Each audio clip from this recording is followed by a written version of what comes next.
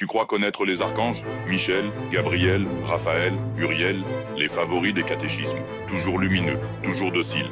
Mais, et si on t'avait caché les autres, ceux dont on ne parle jamais, ceux dont la fonction dérange? Dans les textes anciens, les archanges sont plus que des messagers. Ils sont les gardiens de forces interdites, les architectes d'équilibre cosmique. Michel est le guerrier, Gabriel, le messager, Raphaël, le guérisseur, Uriel, le gardien des mystères. Mais ce n'est que la surface. Il y a ceux qu'on a effacés. Romiel, le guide des âmes mortes. Sariel, le maître des visions interdites. Raguel, le justicier céleste. Zérachiel, le fléau de l'humanité corrompue. Ces noms, tu ne les entends jamais, parce qu'ils ne réconfortent pas. Ils dérangent, ils bouleversent le récit simplifié. Dans le livre d'Enoch, ces archanges ont une mission. Enchaîner les anges déchus, révéler les secrets des astres, ou exécuter le jugement divin. Ce que tu crois savoir des anges vient d'images humaines, des ailes, des robes, des visages calmes, mais ce n'est qu'un décor peint sur le mystère.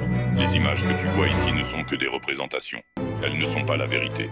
Elles sont là pour introduire ton esprit à un savoir plus vaste, une porte visuelle, pour entrer doucement dans ce qui ne peut être vu. Les vrais archanges ne ressemblent à rien de ce monde. Ils sont lumière, vérité et choc. Ils sont ce que l'âme ressent quand le réel se déchire. Pourquoi l'Église a-t-elle effacé ses rôles? Pourquoi garder les doux et effacer les puissants? Parce qu'ils ne sont pas faits pour rassurer. Ils sont là pour réveiller, pour guider l'éveil et punir la trahison céleste. Tu veux vraiment savoir qui sont les archanges? Pas ceux des vitraux, mais ceux des profondeurs. Alors entre dans le cycle mystique de l'univers de Sim, là où le savoir caché prend vie.